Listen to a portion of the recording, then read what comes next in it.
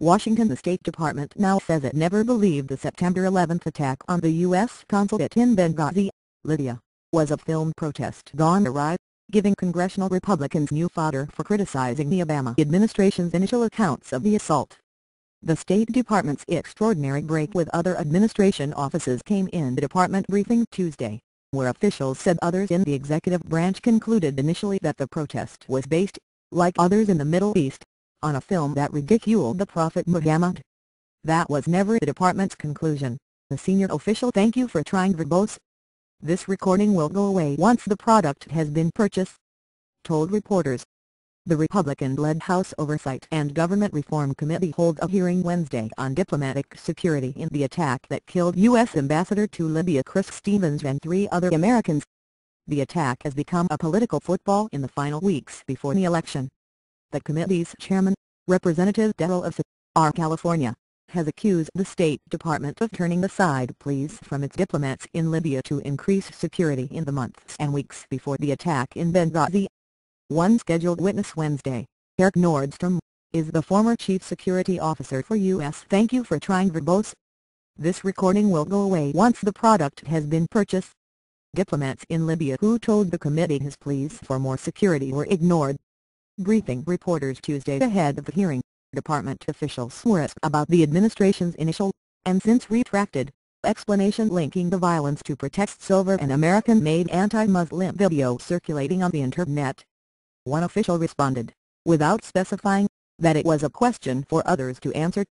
The officials spoke on condition of anonymity because they weren't authorized to speak publicly on the matter, and provided no evidence that might suggest a case of spontaneous violence or angry. Thank you for trying verbose. This recording will go away once the product has been purchased. Protests that went too far. Republican presidential candidate Mitt Romney and Republican lawmakers have increasingly sharpened their criticism of the administration's initial explanation of the attack.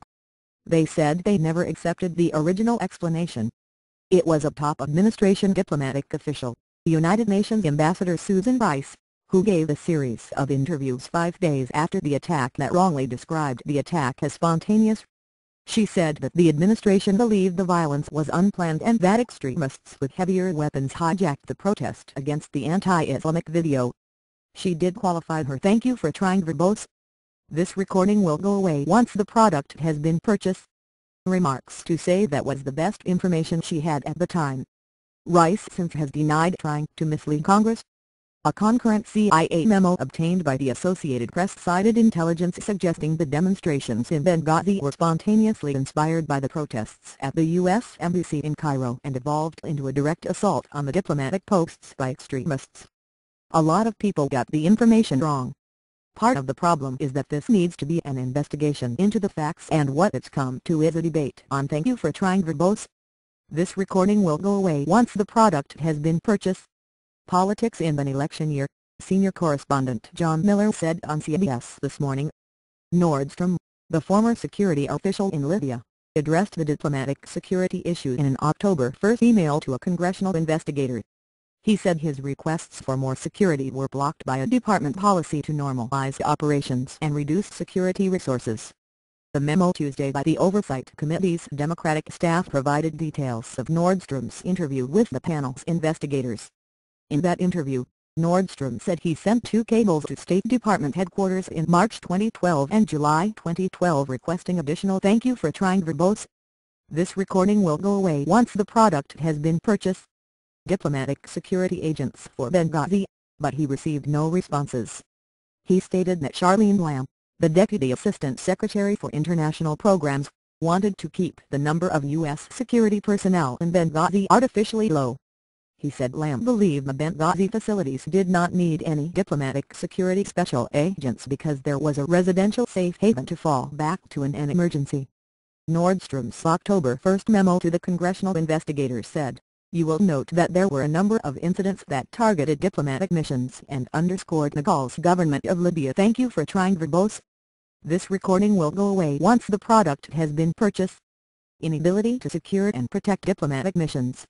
This was a significant part of the diplomatic posts and my argument for maintaining continued U.S. diplomatic security and our Department of Defense security assets into September/October 2012. The call was overwhelmed and could not guarantee our protection.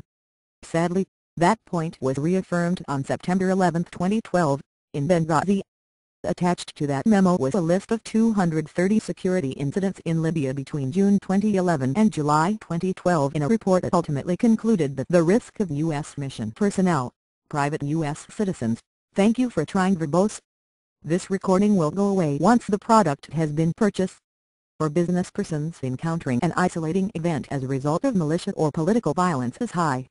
Senior State Department officials on Tuesday revealed for the first time certain details of the deadly consulate attack, such as the efforts of a quick reaction force that rushed onto the scene and led the evacuation in a fierce gun battle that continued into the streets and included a daring car escape against traffic. The officials, who spoke to reporters on condition of anonymity because they weren't authorized to speak publicly on the matter, said Ambassador Chris Stevens, thank you for trying verbose.